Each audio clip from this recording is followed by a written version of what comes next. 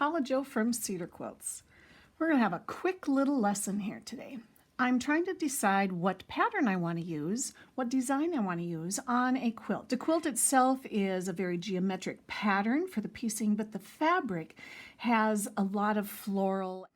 So I'm trying to decide what I want to use. I could use something geometric, but I would rather stay something a little bit swirly and soft. And so I have chosen 3 possibilities: dancing vines, growing things, and feather plumes. These are all by Anne Bright. This is how I usually like to decide what design, what stitching design I'm going to use. I pick 3 and I look at them all as they originally come up. I didn't do anything to them. I just selected them and put them in order so I can see their names and see them. We're going to look at each one. I love the look of this, but there's obviously going to be a lot of backtracking. In order to come out all the way around and then come back in, there's backtracking. And if things need to be changed or resized or rotated or skewed at all, sometimes backtracking does not stitch back beautifully. And so I tend to stay away from things that need a lot of backtracking. It's gorgeous. I love the look. And if I wanted to stay kind of slow and with lots of stitches, this would be gorgeous, gorgeous, gorgeous. But I want to do a quick, easy, all over with a little more open space to it. So I don't think that's going to be the one. This one is growing things. Now here you can see that there is absolutely no backtracking. I can follow that design around and I never have to stitch over itself. That's really going to be a lot quicker, and I don't have to worry about if there's a little bit of rotation or a little bit of resizing.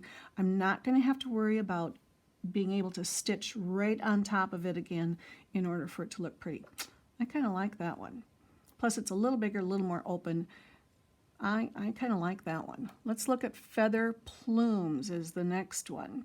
Feather plumes, now again, there's no backtracking. You can see, you could follow all the way around here, and this is just going to do a lot of echoing, but there's no actual backtracking on this one. This one is very pretty.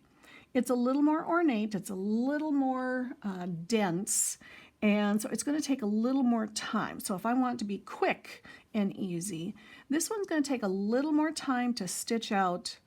But ooh, again, I love this. I love all the little hearts.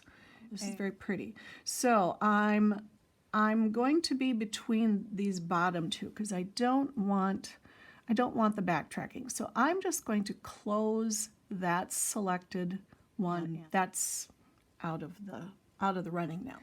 So again, once I've decided which 2 I really like the best, I'm going to make them both the same height, so that it's a little easier comparing apples to apples.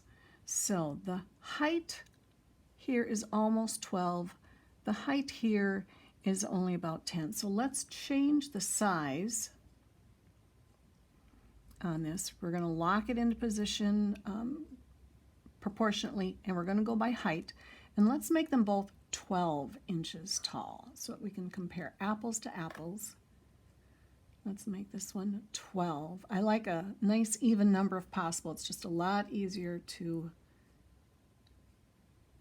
reproduce things if we have a nice even number.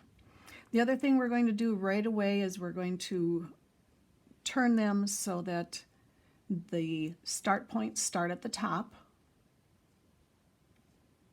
We're going to flip them and just make sure that that looks pretty. Do I like this one as well when it's upside down? There are not very many hearts when it's upside down. And then we're going to compare them. This particular example says it's an E2E, but you can see where the start and stop points are. When we put these 3 together and do the point to point, they all end up on top of each other. So that's not going to work well for our design. and then we're going to compare them in repeat. We're going to start with horizontal, 3, point to point, baseline. Do the same thing with this one. 3, point to point, baseline. I want to make sure that when they connect, it looks nice and pretty and smooth. And yes, they do. So here they're both the same height, but you can compare how dense the two are. Now that they're both the same height, you can see this one's much more open. So that's going to be much quicker. This one's a little more dense. It's going to take a lot more stitching to this one. So if I'm going to be quick and easy and open, which is what the customer wanted as well, this is the winner. The winner is a Growing Things repeat border to border. Now I can set this up as an edge to edge and crop it to size for the quilt. If you want to learn how to do that, I have a class for you, 10 minutes for $10. Close that one. And there we go. Now we have the winner. That's the one I'm going to use. It's going to be lovely. All right, thanks so much. If you enjoyed this tutorial, please give it a thumbs up and subscribe to our channel.